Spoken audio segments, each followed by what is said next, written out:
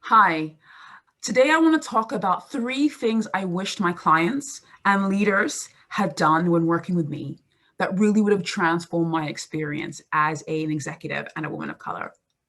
So first, my name is Jimmy Banjo, and I want to tell you a little bit about who I am and what I do. I've worked with leadership in engineering and operations management consulting for over 15 years. And I've worked with hundreds of engineering managers, directors, and C-suite executives, helping them get their complex mega portfolio engineering projects under control to increase their operating margin, client engagement, reduce production losses, and all in all, enhance project portfolio predictability. I've worked in 14 different countries, 4 different continents, and across a dozen sectors. And one of the things I have found is that there are a lot of amazing, amazing engineers, asset managers, general managers, directors, and executives in these companies who want to do great work, who want to create inclusive environments, but they seem to be sabotaging themselves. So I want to share 3 critical shifts that I really wish my clients in leadership had made and will make that will really change their game in creating diverse and inclusive workplaces in the engineering space. So number one, engineering leadership have to accept that most discrimination and exclusion is invisible, and most of your employees have a set paradigm. So what does this mean? A paradigm is the worldview. We all have a worldview, how we engage with the world. I do, you do. It's not about judgment, it's just being human. So simply saying, I want to do better, I believe we're better than this, unfortunately, is not enough. So how are you as a leader actively identifying and challenging these paradigms within your organization? Because if you don't do this as the leader, if you don't set the tone, if you don't take the steps, it's actually just going to continue. If you're waiting to see what will happen, if you're waiting until someone comes up with a complaint, with a investigation, with a incident, and you do nothing until that happens, what I find is a lot of leaders, they don't intend to, and I'm not saying this is your intention, but you are inadvertently enabling an environment of toxicity, inequality, and racism. And it will flourish in the environment because of the set paradigm. So I would ask a question for you in this video is, to what extent are the perceptions of your leaders within your company, your managers, impacted by their paradigm? We know that there are plenty of studies that tell us that people of color, women of color, the disabled, are perceived to be less competent. There's a lot of research in that space. And of course, I would assume you do not believe your company is the only company in the world. That somehow isn't a false folly to this. So again, what steps are you taking to really challenge that existing paradigm? And one way to see evidence of your paradigm in living color, is looking at the number of people, the profile of the people that have been promoted in the last 5 years at every single level, not at the junior level, but middle manager and executives over the 5 years. That will give you a really good picture of your paradigm. Another great way to get feedback on your paradigm is to speak to people, especially people of color, disabled, LGBTQ community that have left. They've exercised their ultimate power and left your system. Have a conversation with them, and they will tell you really what your company's actual worldview is. The second shift I really hope that leaders can make to create a much more inclusive space in engineering is accepting that simply verbalizing support is not enough. Yes, it is important what you say. Yes, it's important who you say it to. And having listening sessions where you bring in Black people, Asians, women, LGBTQ, those have a place, but understand they're nice. But unless you are prepared and actually do take committed, prolonged action to address the issues with your organization, with your system, the reality is those conversations are going to amount to nothing. You have to make consistent and prolonged investment in addressing the problems as they emerge, and not simply from the complaints of, again, the minorities, but actually because you are looking to make a better system.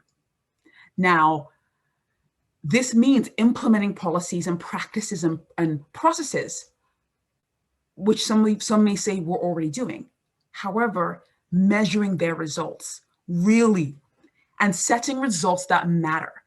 So one could say, well, we're going to send out 3 emails every month saying how diverse a company we are. That is a practice. You could measure that result. It has no impact. So the results for me is the impact. How has that shifted the needle? How has that made your company more diverse? So simply just releasing a statement and wearing a lanyard that says, I believe in diversity, unfortunately, isn't enough. And in this day and age, I dare say, it isn't even a lot. And it can actually be counterproductive, because the more you verbalize and you don't back it up with any significant action, the more it actually shows your employees that you know this is a problem and you don't actually care enough to do anything. And your messaging actually begins to have the opposite effect. It alienates, it separates. You need to also hold your leadership team accountable. So you, as the senior executive, director, vice president, senior vice president, president, you need to hold your managers, directors also accountable for the results and the impact they're having in their areas, not simply the rhetoric, the communications, or the working groups they establish. As, again, it's lovely to set up working groups, but working groups in themselves are not results. They're not even impact. So, and the final, and under this issue about verbalizing is not enough, you really want to understand, how are you addressing the fears, the concerns, the pushback from the majority? Because they are going to have, that's also going to happen the more you lean into this space. Simply verbalizing, again, even to them, is not going to be enough. In fact, like I said, it's probably not going to be very much. And the third shift I really hope leaders are going to make to really create a much more diverse environment, especially in the engineering space, is leaders must be proactive in tackling discrimination. You should do this because of who you are, because of your integrity and your ethics, not because of policy or publicity, not even because someone has complained. And I'm going to give a couple examples that happened with a client of mine. So she was working as a senior executive for, again, a very large engineering company who shall remain nameless. And she was asked by a C-suite executive in that company, one of her peers, that to help her to write a business case to make all of the women and people and the BAME employees redundant, because he felt they were the poor performing. So he listed them all by name. Him and his second in command agreed this was the names of people.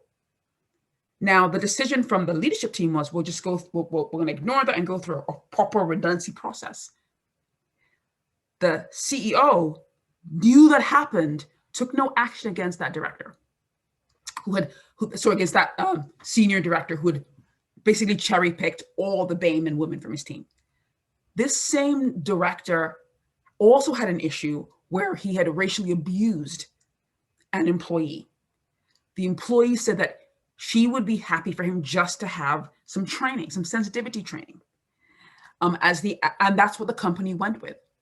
So this goes back to, who is the CEO of this company, where she has seen such abuse from one of her leaders and has not taken upon herself, himself, themselves to actually address the situation, because the employee didn't feel that this director should have been disciplined, the CEO didn't discipline her staff. It's not your employee's job. It's not a middle manager or a intern's decision who the CEO disciplines. And it's not because my friend decided to go through a proper appraisal process that that director's decision or desire to remove every BAME and woman from his team should be therefore ignored.